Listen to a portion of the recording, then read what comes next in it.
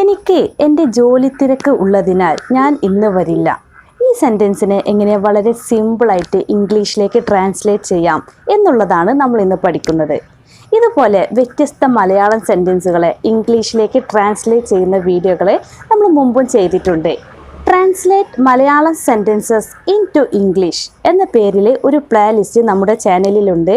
ഇതുപോലെയുള്ള വീഡിയോകളെല്ലാം നിങ്ങൾക്ക് ആ പ്ലേലിസ്റ്റിൽ നിന്നും കിട്ടും. ആ പ്ലേലിസ്റ്റിൻ്റെ ലിങ്ക് ഞാൻ ഡിസ്ക്രിപ്ഷൻ ബോക്സിൽ കൊടുത്തിട്ടുണ്ട്. അപ്പോൾ ഇന്നത്തെ ട്രാൻസ്ലേഷൻ ക്ലാസ് തുടങ്ങാം. Welcome to Henna's English. എനിക്ക് എൻ്റെ ജോലി തിരക്ക് ഉള്ളതിനാൽ ഞാൻ ഇന്ന് വരില്ല. ഈ സെൻറ്റൻസിനെ ആദ്യം നമുക്ക് രണ്ട് പാർട്ടാക്കി തിരിക്കാം. എന്നിട്ട് ആദ്യ പാർട്ട് ആദ്യം ഇംഗ്ലീഷിലേക്ക് ട്രാൻസ്ലേറ്റ് ചെയ്യാം. അതായത് എനിക്ക് എൻ്റെ ജോലി തിരക്ക് ഉള്ളതിനാൽ ഇതിനെ ആദ്യം ഇംഗ്ലീഷിലേക്ക് മാറ്റാം. എനിക്ക് എന്നുള്ളതിന് ഏതാ വാക്ക്? ഐ. അപ്പോൾ ഐ എന്ന് എഴുതുക. ഇനി തിരക്ക് എന്നുള്ളതിന് ഏതാ വാക്ക്? ബിസി. എനിക്ക് തിരക്കാണ് അല്ലെങ്കിൽ എനിക്ക് തിരക്കുണ്ട് എന്ന് അർത്ഥം കിട്ടാനേ ഇവിടെ ഏത് വാക്കാണ് ചേർക്കേണ്ടത്? ഒരു ആം കൂടി ചേർക്കണം.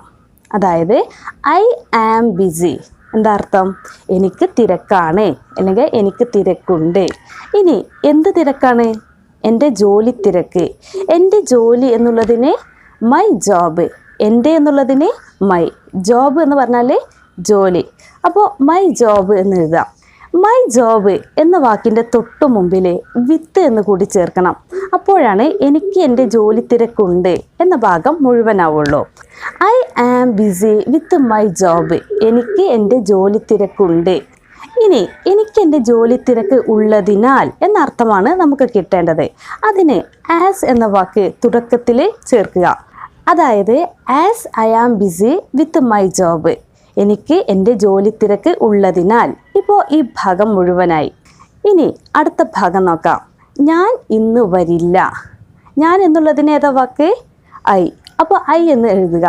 ഇനി വരിക എന്നുള്ളതിന് ഏതാ വാക്ക്? കം. വരില്ല എന്നാണ് നമുക്ക് അർത്ഥം കിട്ടേണ്ടത്. ആദ്യം വരും എന്ന അർത്ഥം കിട്ടുന്നത് എങ്ങനെയാണെന്ന് നോക്കാം. വരും എന്ന അർത്ഥം കിട്ടുന്നതിന് വേണ്ടി കം എന്ന വാക്കിൻ്റെ തൊട്ടു മുമ്പിൽ വിൽ എന്ന ഒരു സഹായകത്തിനെ ചേർക്കണം. I will come. ഞാൻ വരും. എന്താ അർത്ഥം? ഐ വിൽ കം എന്ന് പറഞ്ഞാൽ ഞാൻ വരും. ഇനി വരില്ല എന്നർത്ഥം കിട്ടുന്നതിന് വേണ്ടി വിൽ എന്ന വാക്കിനോട് കൂടെ നോട്ട് ചേർക്കണം. I will not come. ഞാൻ വരില്ല. വില്ലിനോട് കൂടെ നോട്ട് ചേർക്കുമ്പോഴാണ് വരില്ല എന്ന അർത്ഥം കിട്ടുക. I will not come. ഞാൻ വരില്ല. ഇനി ഏതാ ബാക്കിയുള്ളത്? ഇന്ന്. Today. I will not come today. ഞാൻ ഇന്ന് വരില്ല. അപ്പോൾ ഈ സെൻറ്റൻസ് മുഴുവനായി. ഇനി നമുക്ക് ഒരുമിച്ച് പറഞ്ഞു നോക്കാം. As I am busy with my job I will not come today. എനിക്ക് എൻ്റെ ജോലി തിരക്ക് ഉള്ളതിനാൽ ഞാൻ ഇന്ന് വരില്ല.